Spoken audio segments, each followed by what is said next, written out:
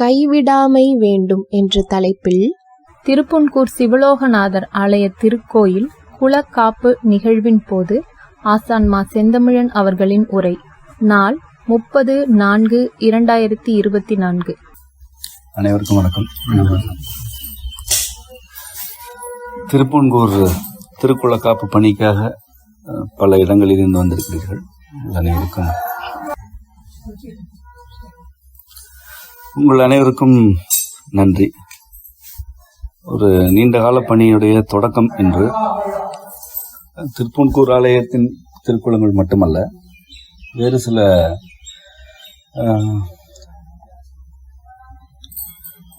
நீர்நிறை பணிகளும் இந்த பகுதியில் நாம் முன்னெடுக்க இருக்கின்றோம். அவை விரைவில் அதற்கான அறிவிப்புகள் வரும். இது ஒரு சமூக வாழ்க்கைக்கான ஒரு பயிற்சி களம். அது அப்படித்தான் நான் இதனை பார்க்கிறேன்.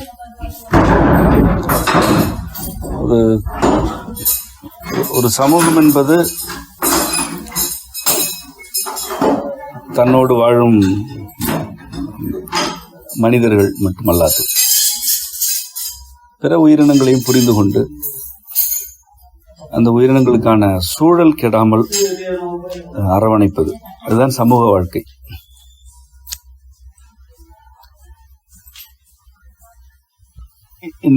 இவ்வாறான ஒரு அரவணைக்கும் பணியை பிறருக்கு செய்யும் உதவியாகவோ அல்லது ஒரு சேவையாகவோ கருதக்கூடாது என்றுதான் நான் தொடர்ந்து வலியுறுத்தி வருகிறேன்.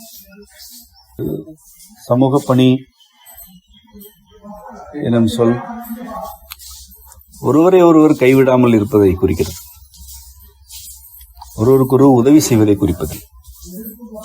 இந்த இரண்டுக்குமான வேறுபாடு உங்களுக்கு புரிய வேண்டும். இந்த புரிதலின் அடிப்படையில் நீங்கள் வாழ்வதற்கு விரும்ப வேண்டும். கைவிடாமை நன்று. கைவிடாமை என்பது ஒரு மனிதருக்கு இன்னல் ஏற்படும் பொழுது அவருக்கு உதவி செய்வதல்ல. அந்த உதவி என்ற கருத்து இடைவெளியில் இருந்து எழுவது. இடைவெளி மிகுந்து இருக்கும்போது உதவி செய்யலாம். அது ஒரு சிலருக்கு அப்படி செய்ய வேண்டியிருக்கும். ஆனால் நான் அதனை வலியுறுத்துவதில்லை. நான் உறவாடுதலைத்தான் வலியுறுத்துகிறேன். உறவாடும் பொழுது கைவிடாமை தான் அடிப்படை. அதுதான் ஒரு சமூக வாழ்க்கைக்கு இன்றியமையாதது. அதுதான் ஒரு இலக்கணம் என்று கூட நான் கூறுவேன். கைவிடாமை என்பது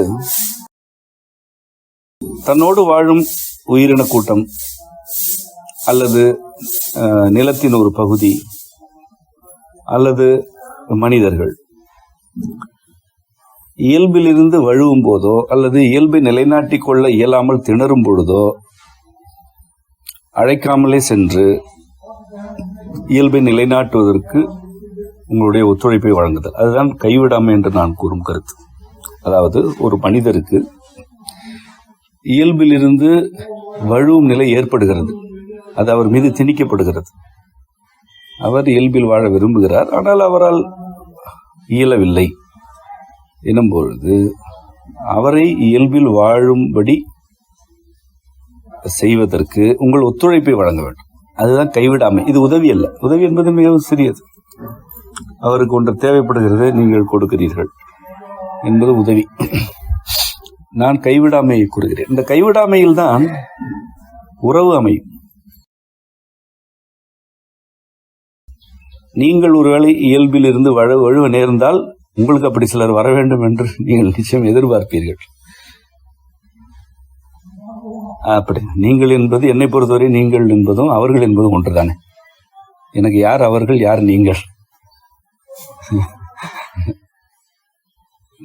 அப்படி எனக்கு இந்த பிரிக்க இயலவில்லை. அவ்வாறு நீங்களும் பார்க்க வேண்டும். உங்களால் இயல்பாக வாழ இயலாத நிலை ஏற்படுகிறது எனும் போது யாராவது வந்து இயல்பை நிலைநாட்டுவதற்கு ஒத்துழைக்க மாட்டார்களா என்று இயங்குகிறீர்கள். அதனை நீங்கள் முதலில் பிறருக்கு செய்ய வேண்டும். அதுதான் கைவிடாமை. திருக்குளங்கள் ஏறத்தாழ இந்த ஆலயத்தை பொறுத்தவரை ஏறத்தாழ 1500 ஆண்டுகளுக்கு முற்பட்டது. இவ்வளவு காலமாக இருந்த ஒரு சில குளங்கள் கண்ணெதிரே இந்த தலைமுறையினால் சிதைக்கப்படுகின்றன. 1500 ஆண்டு கால மனிதர்கள் போற்றி பாதுகாத்த ஒரு நீர்நிலை இந்த தலைமுறையினால் சிதைக்கப்படுகிறது என்பது ஒரு முக்கியமான ஒரு அடையாளம். இது எதன் அடையாளம்? இத்தனை நூற்றாண்டுகளாக இருந்த மனித கூட்டத்திற்கும் இப்பொழுது வாழும் கூட்டத்திற்கும் நிறைய வேறுபாடுகள் இருக்கின்றன என்பதற்கான ஒரு அடையாளம் இது. இது மிகவும் அவ்வளவு எளிதில் கடந்து செல்லக்கூடாத ஒரு அடையாளம். திருக்குளங்கள் மீது பக்தி இருந்தது, அவற்றின் மீது ஆழ்ந்த ஈடுபாடும் அக்கறையும் இருந்தன. இன்றைக்கு எதன் மீதுமே மரியாதை இல்லை, எதன் மீதுமே அக்கறை இல்லை. திருக்குளங்கள் மீதே குப்பை கொட்டப்படுகிறது, திருக்குளங்களிலே கழிவு நீர் கலக்கப்படுகிறது. அதன் பிறகு உள்ளே வந்து இறைவனுக்கு சில கையூட்டுகள் கொடுக்கப்படுகின்றன. உண்மையில் இறைவன் அந்த திருக்குளங்களின் கரையில் நெளியும் புழுவாகவும் இருக்கிறான். அந்த புழு வாழ்வதற்கு கூட வழி இல்லாத செயல்களை செய்துவிட்டு அவனுக்கு மலர் மாலை அணிவதனால் இறைவன் மகிழ்வானா என்ன? இல்லை, அது மக்களுக்கு புரியவில்லை. இதெல்லாம் தான் கைவிடுதல். ஒரு நீர்நிலை அதனுடைய இயல்பில் இருக்க இயலவில்லை, மீண்டும் மீண்டும் அது சிதைக்கப்படுகிறது. இதனை அனைவரும் சேர்ந்து கைவிடுகிறார்கள். நாம் அதனை அவ்வாறு கைவிடக்கூடாது என்றுதான் இங்கு வந்திருக்கிறோம். அது தன் இயல்பினை மீட்டெடுத்துக் கொள்ள வேண்டும். அது அக்குளத்தினால் முடியாது, அந்த குளத்தின் ஒரு அங்கமாக நாம் செய்ய வேண்டும் என்றுதான் வந்திருக்கிறோம். நாமும் இந்த குளங்களும் ஒரு வகையில் ஒன்றுதான். இந்த குளங்களுக்கும் நமக்கும் உறவு இருக்கிறது.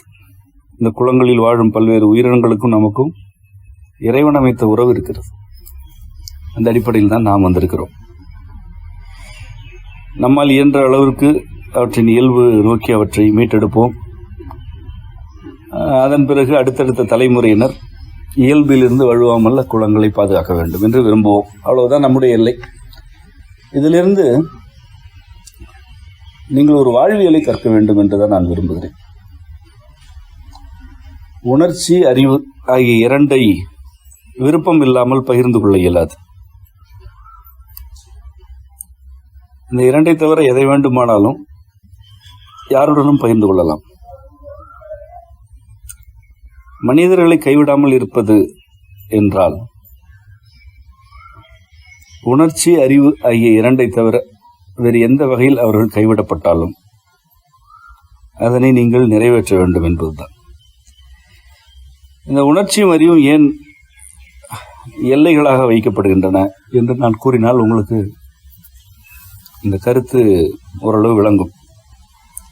ஒருவர் மீது உங்களுக்கு ஒரு குறிப்பிட்ட உணர்ச்சி ஏற்படவில்லை, ஆனால் அந்த உணர்ச்சி ஏற்பட வேண்டும் என்று அவர் எதிர்பார்க்கிறார்.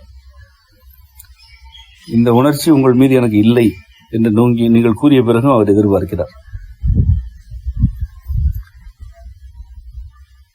உங்களால் அதனை நிறைவேற்ற இயலாது, ஏனென்றால் அது உங்கள் இயல்புக்கு மாறானது. அவ்வாறு சில உணர்ச்சிகளை உங்களால் பகிர்ந்து கொள்ள இயலவில்லை என்றால் அது கைவிடுதல் அல்ல. உணர்ச்சிகளை எல்லாம் யாரும் கோரி பெற முடியாது. உங்களுக்கே தெரியும், இது பெரிய கண்டுபிடிப்பு அல்ல, உங்களுக்கே தெரியும். இல்லாத உணர்ச்சி உங்களிடமிருந்து ஒருவர் கோரினால் உங்களால் என்ன செய்யலாம்? எதுவும் செய்யலாது. பாசாங்கு செய்யலாம், அல்லது உணர்ச்சிகளை அடக்கி வைத்துக் கொள்ளலாம், அல்லது உணர்ச்சிகளை கொலை செய்யலாம், உணர்ச்சியற்ற நிலையை நோக்கி செல்லலாம். அதெல்லாம் கைவிடாது. அவ்வாறு மறுப்பதெல்லாம் கைவிடுதல் அல்ல. அதே போல அறிவை விருப்பம் இல்லாமல் பகிர்ந்து கொள்ள இயலாது. உங்களுடைய அறிவு பிறருக்கு வேண்டும் என்று நீங்கள் விரும்பினால் பகிர்ந்து கொள்ளலாம். நீங்கள் விரும்பவில்லை என்றால் அதனை பகிர்ந்து கொள்ள தேவையில்லை. உங்களிடம் இருக்கும் ஒரு அறிவு தனக்கும் வேண்டும் என்று ஒருவர் கூறுகிறார், அவரோடு பகிர்ந்து கொள்ள உங்களுக்கு விருப்பம் இல்லை என்றால் அதை நீங்கள் மறுக்கலாம். அந்த உரிமை உங்களுடையது. இந்த உணர்ச்சியும் அறிவும் உங்கள் உடலில் உறையும் உரிமைகள். உணர்ச்சி உங்களுடைய உரிமை, உங்கள் உணர்ச்சி உங்கள் உரிமை. அதை நீங்கள் பகிர்ந்து கொள்ளலாம், மறுக்கலாம். உங்கள் அறிவு உங்கள் வாழ்க்கைக்குரியது, உங்கள் உடலுக்குரியது. அது உங்கள் உரிமை. அதனை பகிரலாம், மறுக்கலாம். இந்த இரண்டை தவிர மற்ற அனைத்தையுமே நீங்கள் பிறருக்கு வழங்கலாம். இந்த இரண்டை தவிர மற்ற எந்த வகையில் மனிதர்கள் கைவிடப்பட்டாலும் அவர்களை அரவணைக்க வேண்டும். இதுதான் கருத்து. ஏனென்றால் நான் இதனை கூறி இப்படி ஒரு எல்லை வகுத்து கூறுவதற்கு ஒரு காரணம் உண்டு. கைவிடாமை என்று நான் கூறும் பொழுது இந்த கருத்தை பயன்படுத்திக் கொள்பவர்கள் இதை எப்படி பயன்படுத்துவார்கள் என்று நான் புரிந்து கொள்கிறேன். அதாவது விருப்பமற்ற மனிதர்களிடமிருந்து உணர்ச்சிகளை கோரி பெறுவது என்ற இடத்திற்கு தான் பலர் செல்கிறார்கள். அவரே கைவிடக்கூடாது என்று சொல்லிவிட்டாரே, ஏன் கைவிடுகிறார் என்று கூறுவார்கள். அவருடைய கோரிக்கை என்ன என்றால், ஒருவரிடமிருந்து விருப்பமற்ற உணர்ச்சி, அதான் அவருடைய கோரிக்கை. எனக்கு இந்த உணர்ச்சியில் விருப்பமில்லை என்று கூறிவிட்டால் அவரே கைவிடக்கூடாது என்று சொல்லியிருக்கிறாரே என்று என்னுடைய சொற்களை பயன்படுத்துவார்கள். இந்த நம்முடைய பல சொற்கள் பலவாறு பயன்படுத்தப்படுவதை பார்த்து பேசுவதற்கே அஞ்சு கொண்டிருக்கிறேன் ஒரு வகையில். ஆகவே ஒரு எல்லை வகுத்து பேசுகிறேன். உணர்ச்சியும் அறிவும் விருப்பத்திற்கு உரியன. மற்ற எல்லா வகையிலும் எந்த வகையாக இருந்தாலும் பிறரை கைவிடக்கூடாது. உணவு, பொருள், உறைவிடம் அல்லது வேறு ஏதேனும் ஒன்று, எதுவாக இருந்தாலும் அது பிறருக்கு கிடைக்க வேண்டும் என்று நீங்கள் விரும்ப வேண்டும். அந்த இயல்புகளில் இருந்து அவர்கள் மீண்டு வருவதற்கு உங்களால் இயன்ற ஒத்துழைப்பை செய்து கொண்டே இருக்க வேண்டும் என்பதுதான் நான் கூறும் கைவிடாமல். உண்மையில் நீங்கள் இதனை மட்டும் ஒரு வழிகாட்டலாக எடுத்துக்கொண்டு வாழ்க்கையில் கடைபிடித்தால் உங்களை சுற்றி இயல்பு நோக்கி திரும்பும் மனிதர்கள் பெருகிவிடுவார்கள். நீங்கள் செய்து பார்த்தால் உங்களுக்கு புரியும். முதலில் நீங்கள் உங்களுடைய இயல்பு நோக்கி திரும்புவீர்கள். அதன் பிறகு உங்களை சுற்றி இயல்பு நோக்கி திரும்பும் மனிதர்களுடைய எண்ணிக்கை பெருகும். மாறாக கைவிடப்படுபவர்களை கண்டும் காணாமல் நீங்கள் கடந்து செல்வீர்கள் என்றால் உங்களை சுற்றி யார் இருப்பார்கள்? சற்று சிந்தித்து பாருங்கள். உங்களை சுற்றி யார் இருப்பார்கள்? உங்களை சுற்றிலும் எப்பொழுதுமே அரற்றிக் கொண்டும் புலம்பிக் கொண்டும் கதறிக்கொண்டும் இயலாமையை வெளிப்படுத்தி கொண்டும் இருப்பவர்கள் தான் பெருகுவார்கள். அவ்வாறான சூழலில் நீங்கள் எப்படி வாழ இயலும்? இந்த சமூகம் எப்படி கைவிடப்பட்டிருக்கிறது என்று உங்களுக்கு புரிகிறதா? ஒட்டுமொத்த சமூகமே தன்னைத்தானே கைவிட்டுக் கொண்டது. மொத்த சமூகமும் அரற்றலும் புலம்பலுமாகத்தான் இருக்கிறது. அதனால்தான் பல ஆலயங்களில் சிறப்பு வழிபாடுகள் என்ற பெயரிலும் பரிகாரங்கள் என்ற பெயரிலும் கூட்டம் அலைமோதுகிறது. யாருமே இறைவனை வேண்டுவதற்கோ அல்லது இறைவனோடு உறவாடுவதற்கோ உரையாடுவதற்கோ ஆலயம் செல்வதில்லை. அவர்களை பொறுத்தவரை ஆலயம் என்பது ஒரு சூதாட்டக்களம். அதில் பணயம் வைத்து வெற்றி பெற்றவர்கள் பலர் இருக்கிறார்கள். தாங்களும் பணயம் வைக்கலாம். ஒருவேளை வெற்றி கிடைத்து விட்டால் எவ்வளவு நன்றாக இருக்கும் என்று கருதித்தான் எல்லா வழிபாட்டு தலங்களுமே பரிகார தலங்களாகிவிட்டன. இவ்வளவு பரிகாரம் இந்த சமூகத்திற்கு எதற்கு? இது என்ன, ஏதாவது ஒரு போர்க்களத்தில் இருக்கிறதா? சமூகமே எதிரி நாட்டோடு போரிடுகிறதா? இல்லை உணவு பஞ்சத்தில் இருக்கிறதா? அல்லது ஆடைகள் போதிய அளவில் இல்லை என்று அரைகுறை அம்மனமாக தெரிகிறதா? அல்லது வீடு இல்லை என்று தெருவில் படுத்து கிடக்கிறார்களா? சிந்தித்து பாருங்கள். எதற்கு இவ்வளவு பரிகாரம்? என்ன இல்லை? உணவு இல்லையா? உடை இல்லையா? அல்லது எதிரிகளின் அச்சுறுத்தலில் அனைவருமே அரிவாள் கம்பு மற்றும் ஆயுதங்களோடு தெரிந்து கொண்டிருக்கிறார்களா? எதுக்கு இவ்வளவு பரிகாரம்? இவை எல்லாமே மிகுதியாக இருப்பதனால் இவ்வளவு பரிகாரம். எல்லாமே மிகுதி. ஆகவே இவ்வளவு பரிகாரங்கள் தேவைப்படுகின்றன. இவர்களில் பெரும்பகுதியினருக்கு மனதில் நிம்மதி இல்லை, மகிழ்ச்சி இல்லை. ஆகவே பரிகாரங்கள் தேவைப்படுகின்றன. அவையெல்லாம் ஏன் இல்லாமல் போயின? ஒவ்வொருவருமே கைவிடப்படுகிறார்கள். ஏன் கைவிடப்படுகிறார்கள்? ஒவ்வொருவரும் இன்னொருவரையோ பலரையோ கைவிடுகிறார்கள். அவ்வளவுதான். இவர் கைவிடுகிறார், சில காலம் வெற்றியுடன் இருக்கிறார், அதன் பிறகு இவர் கைவிடப்படுகிறார். இப்படி ஒருவரை ஒருவர் கைவிட்டுக் கொண்டே இருக்கிறார்கள். மீண்டும் கூறுகிறேன், கைவிடுதல் என்பது என்ன? ஒரு மனிதர் தன்னுடைய இயல்பில் வாழாத நிலைக்கு அவரை அழைத்து செல்லுது. யாராவது இயல்பாக வாழ வேண்டும் என்று விரும்பினால் அந்த விருப்பத்தை பொசுக்குவதற்கு வேலை செய்தல், அதனை மட்டுமே ஒரு வேலையாக செய்து கொண்டே இருத்தல், அதான் கைவிடுதல். இயல்பு நோக்கி திரும்புங்கள் என்று கூறும் கருத்துக்களை பலருக்கு இந்த கருத்துக்களை கேட்டு பலருக்கு எரிச்சல் வருகிறது, சிலருக்கு என் மீதும் கோபம் வருகிறது. ஏன் வருகிறது? உடன் இருக்கும் மனிதர்கள் இயல்பு நோக்கி திரும்பிவிட்டால் இவர்களுக்குரிய அடிமைகளின் எண்ணிக்கை குறைந்து போகும். அதான் சிக்கல். ஒரு மனிதரும் இயல்பாக வாழத் தொடங்கிவிட்டால் தன்னால் சுரண்ட இயலாது என்று பலருக்கு அச்சம் வருகிறது. அந்த அளவுக்கு மனிதர்களுடைய உடல்கள், உணர்ச்சிகள், அறிவு, நிதி ஆகியன சுரண்டப்படுகின்றன. யாரால் சுரண்டப்படுகின்றன? எதிரி நாட்டின் சதியினால, உடன் இருக்கும் மனிதர்களால், பக்கத்திலேயே இருக்கும் மனிதர்களால் சுரண்டப்படுகின்றன. ஆகவே யாராவது இயல்பு நோக்கி திரும்பினால் இவ்வாறு சுரண்டுபவர்கள் அஞ்சுகிறார்கள். இனி யாரை சுரண்டுவது என்ற கவலை அவர்களுக்கு வருகிறது. உண்மையில் இவ்வாறான மனிதர்கள் கூட இயல்பாக வாழ்ந்தால் அவர்கள் யாரையுமே சுரண்ட வேண்டியதில்லை என்ற உண்மையை புரிந்து கொள்வார்கள். ஒருவர் இயல்பாக வாழும்போது நிம்மதியாக இருக்கிறார், மகிழ்ச்சியாக இருக்கிறார். ஒரு நிலைக்கு பிறகு இன்பமாக வாழ்ந்துவிட்டு மறைந்து போகிறார். யாரையும் சுரண்ட வேண்டியதில்லை, யாரையும் பயன்படுத்த தேவையில்லை, யாரையும் கைவிட தேவையில்லை. இந்த கருத்து பலருக்கு பிடித்திருக்கிறது, சிலருக்கு ஒவ்வாமையை ஏற்படுத்துகிறது. இது உங்களுக்கு விருப்பமான கருத்து தான் என்றால் நீங்கள் இதனை நன்கு புரிந்து கொண்டு கடைபிடிக்க வேண்டும். முதலில் நீங்கள் உங்களுடைய இயல்புக்கு திரும்ப வேண்டும். நீங்கள் மாற்றம் பெற வேண்டும்.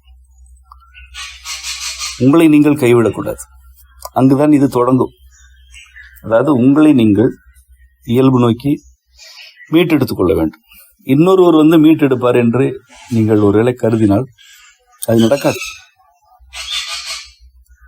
உங்கள் இயல்புகளை நீங்கள் தான் மீட்டெடுக்க வேண்டும். அவ்வாறு மீட்டெடுக்கும் போது உங்களுக்கு சில பற்றாக்குறைகள் ஏற்படும். அதற்கு பிறருடைய ஒத்துழைப்பு வேண்டும். அவ்வளவுதான். உங்களை நீங்கள் மீட்டெடுக்கணும். உங்களுடைய இயல்பு என்ன என்பது பற்றி உங்களுக்கு ஒரு பார்வை வேண்டும். உங்களுடைய விருப்பங்கள் யாவை என்பது பற்றிய ஒரு தெளிவு, அடிப்படையான தெளிவு வேண்டும். அது மற்றவர்களிடம் அரட்டை அடித்துக் கொண்டிருப்பதனாலோ என்னுடைய உரைகளை மீண்டும் மீண்டும் கேட்பதனாலோ வராது. உங்களுக்குள் நீங்கள் சிந்திக்கும் போது, உங்களுடைய சிந்தனைக்குள் நீங்கள் ஒரு பயணிக்கும் போது, அல்லது உங்களை பற்றி நீங்கள் நேர்மையாக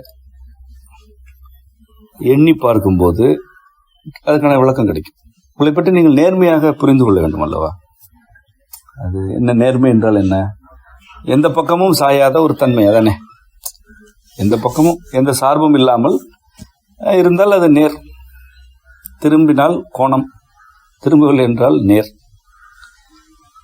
உங்களை நீங்கள் நேர்மையாக சந்திக்க வேண்டும். உங்களை நீங்கள் நேர்மையாக புரிந்து கொள்ள வேண்டும். அதுதான் நான் பல முறை கூறியிருக்கிறேன். உங்களை நீங்கள் ஒரு மனிதராக மட்டும் புரிந்து கொள்ளுங்கள் முதலில் என்று கூறுகிறேன். உங்களை எந்த அடையாளத்தில் வைத்தும் புரிந்து கொள்ளாதீர்கள். உங்களுடைய படிப்போ அல்லது உங்களுடைய உறவு நிலை, வயது, எதை வைத்துமே புரிந்து கொள்ளாதீர்கள். அவை எல்லாமே மயக்கங்கள், எல்லாம் உண்மை அல்ல. ஒரு மனிதராக உங்களை புரிந்து கொள்ளுங்கள். மனிதராக நீங்கள் யார் என்று புரிந்து கொள்ளுங்கள் என்று நான் கூறுகிறேன். அப்படி புரிந்து கொள்ளும் பொழுது ஒரு சில நொடிகளிலே உங்களுடைய இயல்பு என்ன என்று தெரிந்துவிடும். நீங்கள் எல்லாருமே நான் பார்க்கும் வரை உங்களுக்கு எப்படி இருக்கிறது என்றால், நீங்கள் உங்களை ஒரு கணவராக, மனைவியாக, குழந்தையாக, அந்த மனிதர்களுடைய குழந்தையாக, சகோதரமாக இப்படித்தான் புரிந்து கொள்கிறீர்கள். ஒரு மனைவியாக நான் சரியாக இருந்தேனா, கணவனாக சரியாக இருந்தேனா, ஒரு மகனாக இருந்தேனா என்று கேள்விக்குள் போகிறீர்கள். நான் இப்பொழுதே விளக்கம் சொல்லிவிடுகிறேன், விடை சொல்கிறேன். இதனை நீங்கள் வாழும் காலம் வரை மறுத்து பார்க்கலாம். ஒரு மனைவியாகவோ, ஒரு கணவனாகவோ, ஒரு மகனாகவோ, மகளாகவோ சத்தியமாக கடைசி வரை நேர்மையாக வாழவே முடியாது. அப்படி வாழ முடியாது. கணவருக்கு பிடித்த உணவு சமைக்க தெரியவில்லை எனும்போதே நேர்மை குறைந்து விடுகிறது. அங்கே தொடங்குகிறது. இது மனைவிக்கு பிடித்த இடத்திற்கு அழைத்து செல்ல முடியவில்லை எனும் பொழுதே கணவருடைய நேர்மை பறிபோனது. மனைவிக்கு பிடித்த ஒரு இடத்திற்கு அவர் தனியாகவோ அல்லது வேறு யாராவது ஆண் நண்பர்களுடனோ சென்று விட்டாலே நேர்மை போனது.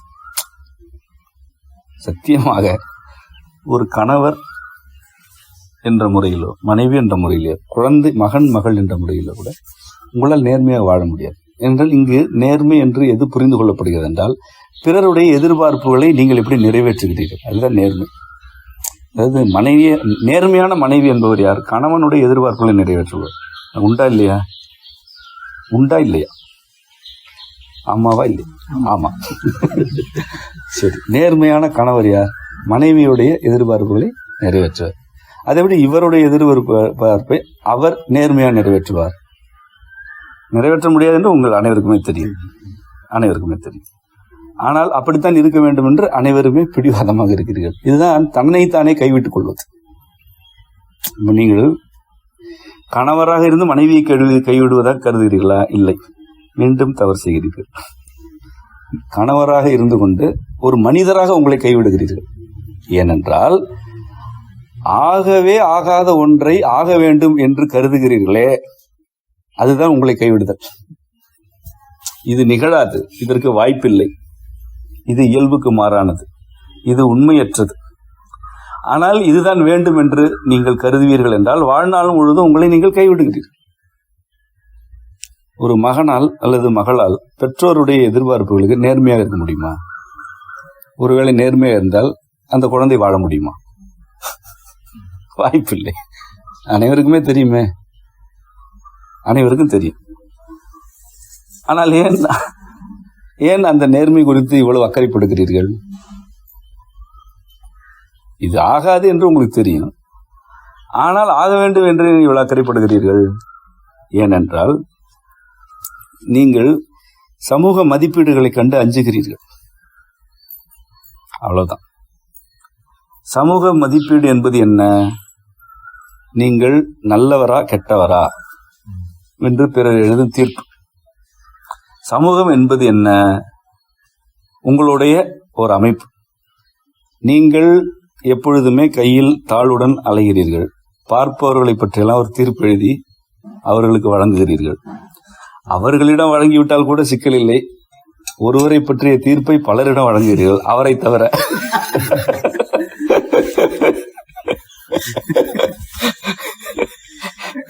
சரி, அதே போல உங்களை பற்றிய தீர்ப்புகளை பலர் எழுதி எழுதி உங்களை தவிர மற்றவர்களுக்கு வழங்குகிறார்கள். சரி, இதனை கண்டுதானே அஞ்சுகிறீர்கள். இவ்வளவுதானே அச்சம். சரி, இந்த அச்சத்திலிருந்து விடுபடுவதற்கு ஏதாவது கோயில் இருக்கிறதா? ஏதாவது பரிகாரம் இருக்கிறதா? ஏதாவது வழி இருக்கிறதா? இல்லை. ஒரே ஒரு வழிதான் இருக்கிறது. அதனைத்தான் நான் உங்களுக்கு கற்பிக்கிறேன். நீங்கள் உங்களை கைவிடக்கூடாது. உங்களுடைய இயல்புக்கு நேர்மையாக இருக்க வேண்டும். உங்களுடைய இயல்புக்கு நீங்கள் நேர்மையாக இருத்தல் என்பது பிறரை கைவிடுவதாக ஆகாது. அது எப்படி ஆகும்? எப்படி ஆகும்? நான் நலமாக இருக்க வேண்டும் என்று நான் விரும்பினால் அருகில் இருப்பவர் நாசமாக போக வேண்டும் என்று பொருளா? அருகில் இருப்பவர் எவ்வளவு துயரத்தில் இருந்தாலும், எவ்வளவு உடல் நலக்கேடுகள் மனநலக்கேடுகளில் இருந்தாலும் எந்த எதிர்பார்ப்பும் இல்லாமல் அவர்களை அரவணைக்க வேண்டும் என்பதனைத்தான் நான் வலியுறுத்துகிறேன். அதற்கு மேல் என்ன? அதற்கு மேல் என்ன? உடலோ அறிவோ மனநலமோ சிதைந்திருந்தாலும் அவர்கள் மீண்டு எழும் வரை அவர்களுக்கு என்னென்ன ஒத்துழைப்புகள் வேண்டுமோ அவ்வளவையும் வழங்க வேண்டும் என்றுதான் நான் கூறுகிறேன். இதனை விட என்ன ஒத்துழைப்பு இருக்கிறது? அல்லது இதனை விட என்ன கைவிடாமல் இருக்கிறது? எதிர்பார்ப்பு இல்லாமல் இதனை நீ நிறைவேற்றுவாய் என்றால் ஒரு உடல் அல்லது ஒரு மனநிலை மீண்டு வரும் வரை நீ ஒத்துழைக்கிறாய். இது கைவிடாமல் தானே? இதில் உங்களுக்கு ஏதேனும் எதிர்பார்ப்பு இருக்கிறது என்றால் அது கைவிடாமல் அல்ல, எதிர்பார்ப்பு இல்லாமல் செய்ய வேண்டும்.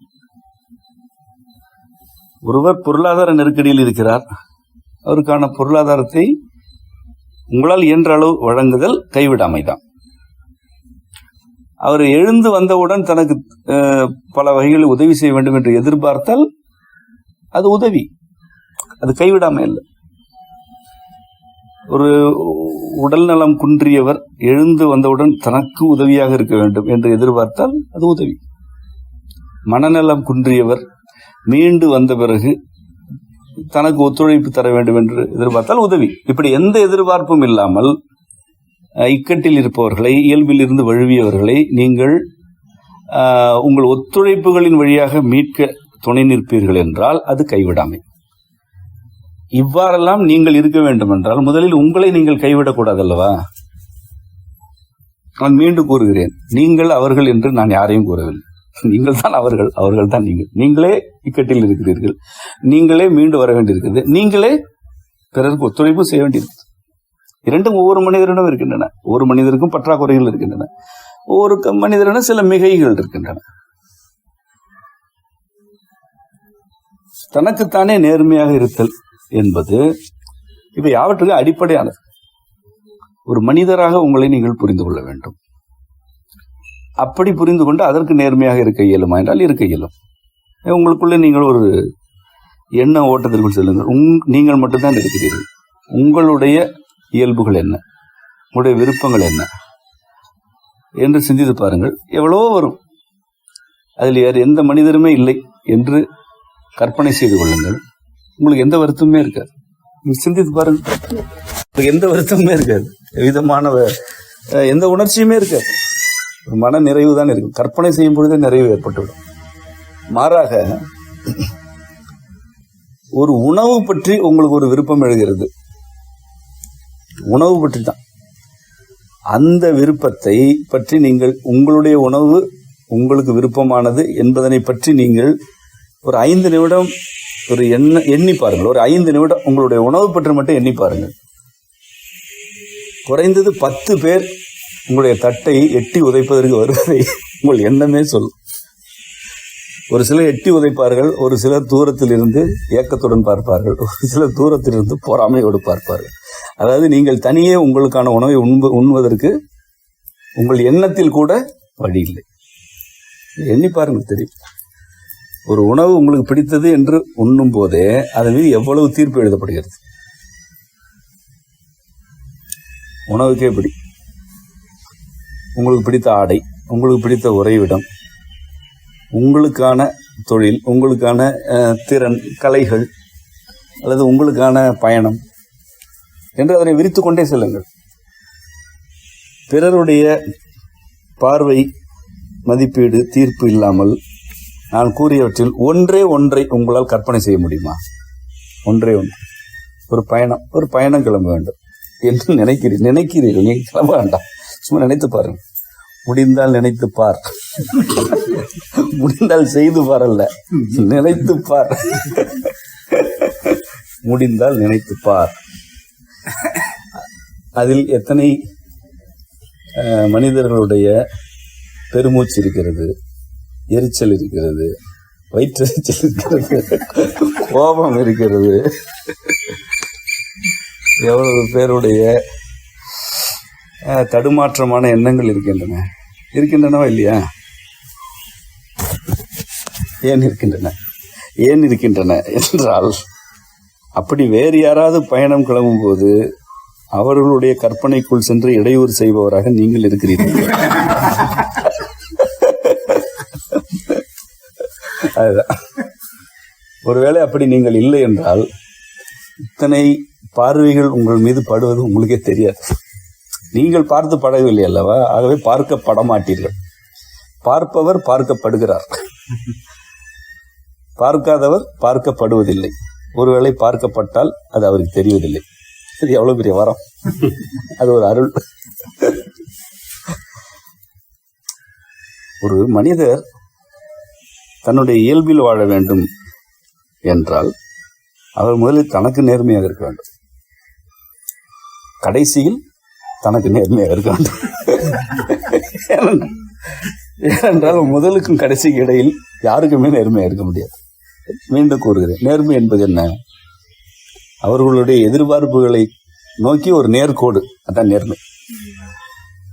அவருடைய எதிர்பார்ப்புகளை நோக்கி ஒரு நேர்கோடு போட்டால் அந்த நேர்கோட்டில் நீங்கள் சென்றால் நீங்கள் அவருக்கு நேர்மையாக இருக்கிறீர்கள். சில வேளை நேர்கோட்டில் செல்வீர்கள், உங்களுக்கும் பொருந்தினால். உங்களுக்கு பொருந்தவில்லை என்றால் செல்ல மாட்டீர்கள்.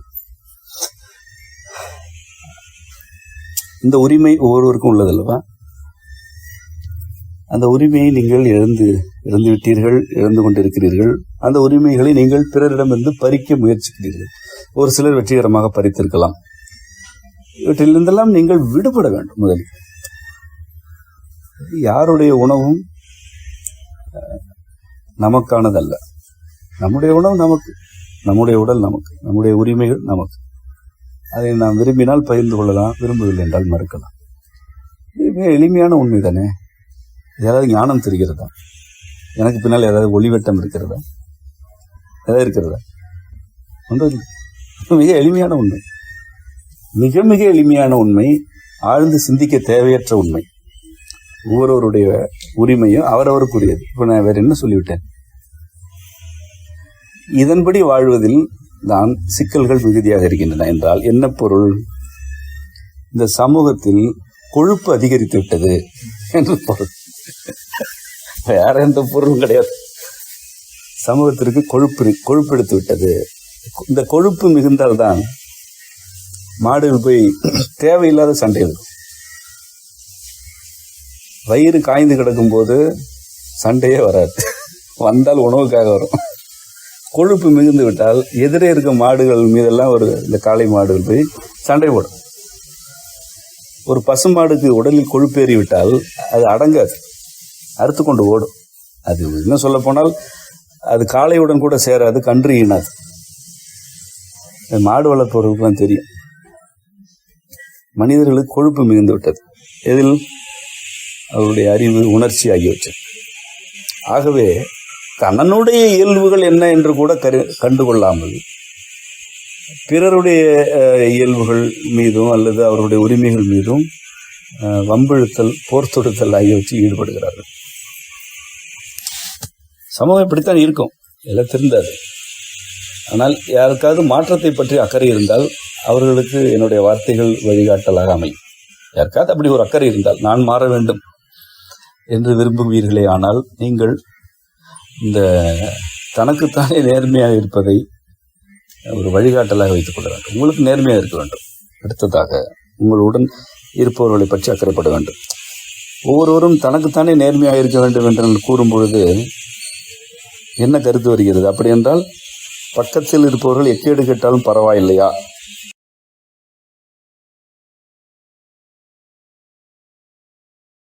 இது உங்களில் பலருக்கும் இப்படி ஒரு எண்ணம் வரும். பொதுவாகவே நம்முடைய கருத்துக்களை தனக்கேற்றாற்போல் வளைத்துக் கொள்பவர்களுக்கு இதுதான் வழிகாட்டலே. அவர்கள் எப்படி இதை எடுத்துக்கொள்வார்கள் தெரியுமா? எனக்குத்தான் நேர்மையாக இருக்க சொல்லியிருக்கிறார், பக்கத்தில் இருப்பவர் எக்கேடு கேட்டால் என்ன, எனக்கு என்ன என்றுதான் எடுத்துக்கொள்வார்கள். அப்படி பலர் இருக்கிறார்கள். நான் அப்படி கூறவில்லை. நான் கைவிடாமையில் தான் தொடங்கினேன் உரையை. கைவிடாமை என்பது என்ன?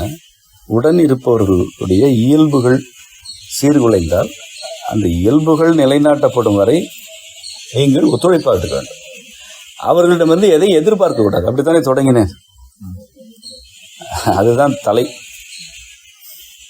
அதிலிருந்து தான் இந்த உறுப்புகளை நான் வளர்த்து கொண்டு வருகிறேன். தலை கருத்து திறம்பட வினையாற்றப்பட வேண்டும் என்றால் உங்களுடைய அடிப்படையில் உங்களுக்கு நேர்மை வேண்டும் அல்லவா? உங்களுக்கு நீங்கள் நேர்மையாக இல்லாமல் எப்படி இன்னொருவருடைய இயல்புகளை மீட்டெடுப்பீர்கள்? அதை நீங்களே அடிமையாக இருப்பீர்கள் என்றால் இன்னொருவரை விடுவிப்பீர்களா? என்ன மாட்டீர்கள். ஆகவே தான் கூறுகிறேன், அடையாளங்களுக்குள்ளிருந்து உங்களை புரிந்து கொள்ளாதீர்கள். அதாவது நீங்கள் ஒரு மனைவியா, கணவருக்காகத்தான் ஒத்துழைப்பு செய்ய போகிறீர்கள். அது தவறு என்று நான் கூறவில்லை. ஆனால் உங்களை நீங்கள் மனைவி என்ற இடத்திலிருந்து புரிந்து கொள்ள முடியாது இருக்கிறேன். ஒரு பெண், ஒரு மனிதர் என்று பாருங்கள். உங்களை நீங்கள் நேர்மையாக புரிந்து கொள்ளுங்கள். உங்களுடைய இயல்புகள் யாவை, விருப்பங்கள் யாவை என்று புரிந்து கொள்ளுங்கள். எவற்றையெல்லாம் நீங்கள் மீட்டெடுக்க வேண்டியிருக்கிறது என்று புரிந்து கொள்ளுங்கள். அதன் பிறகு அந்த கணவரை பாருங்கள். அப்பொழுதுதான் அவருக்கு என்ன இயல்பு தேவை என்று உங்களுக்கு புரியும். இல்லை என்றால் உணர்ச்சி, அறிவு ஆகியவற்றுக்கு உங்களை நீங்கள் ஈடு கொடுப்பீர்கள். நான் கூறினேன் அல்லவா, விருப்பமில்லா உணர்ச்சி பகிர முடியுமா? இது ஒரு பெரிய கண்டுபிடிப்பு நான் சொல்ல போகுது. உங்கள் அனைவரை பார்த்து கேட்கிறேன், உங்களிடமிருந்து ஒரு உணர்ச்சி எதிர்பார்க்கப்படுகிறது. உங்களுக்கு விருப்பம் இல்லை, உங்களால் எப்படி வழங்க முடியும் இந்த உணர்ச்சி? முடியுமா? முடியாது. அவ்வளவுதானே. இது ஏதாவது தவம் செய்து கேள்வி கேட்டானா தவம் செய்து பதில் சொன்னீர்களா? அவ்வளவு எளிமையானது. ஆனால் உங்களுக்கு விருப்பம் இல்லாத உணர்ச்சிகள் உங்கள் மீது கோரிக்கையாக வைக்கப்படுகின்றனவா இல்லையா? என்ன செய்வது? என்ன செய்வது? அதுதான் என்னுடைய கவலை. அவ்வாறு விருப்பமில்லாத உணர்ச்சிகளை நீங்கள் மறுக்கும் பொழுது நீங்கள் அவர்களை கைவிடுவதாக ஏன் கருதுகிறீர்கள்? அதான் கேள்வி. கைவிடாமை என்பது ஒரு மனிதர் தன்னுடைய இயல்புகளை மீட்பதற்காக விரும்பினால் ஒத்துழைப்பது. இயல்புக்கு மாறான வழிமுறைகளில் அலைந்து திரியும் ஒருவர் அந்த சீரழிவுகளுக்காக உங்களிடம் மேலும் ஒரு உதவியை எதிர்பார்க்கிறார். அதற்கு நீங்கள் ஒத்துழைப்பு வழங்கினால் உங்களுக்கு நீங்கள் நேர்மையாக இல்லை, இன்னொரு மனிதருடைய இயல்புகளுக்கு எதிராகவும் நீங்கள் செயல்படுகிறீர்கள். 2 பேரும் குழியில் விழுகிறீர்கள். இதில் யாருக்கு வலிமை அதிகமோ அவர் குழியில் உங்களை தள்ளிவிட்டு விட்டு மேலே ஏறி வந்துடுவார். ஒருவேளை நீங்கள் மேலே வரலாம் அல்லது அவர் வரலாம், அது எனக்கு தெரியாது. வலிமை இருப்பவர் இன்னொருவரை வீழ்த்துகிறார். இது ஏன் நிகழ்கிறது? இது இயல்புகளை பற்றிய புரிதலின்மையினாலும் எதனை பகிர்ந்து கொள்ள வேண்டும் எதனை பகிர்ந்து கொள்ள கூடாது என்ற புரிதலின்மையினாலும் வருகிறது என்கிறேன். அதுதான் நான் சொல்வது. உணர்ச்சியும் அறிவையும் விரும்பாமல் பகிர்ந்து கொள்ள இயலாது என்கிறேன். அது உங்களுக்கும் தெரியும். அதனை ஒப்புக்கொள்ளுங்கள். ஒப்புக்கொண்ட பிறகு உங்களால் இயன்றால் நடைமுறைப்படுத்துங்கள். நடைமுறைப்படுத்தும் பொழுது உங்களை நோக்கி பல தீர்ப்புகள் எழுதப்படும்.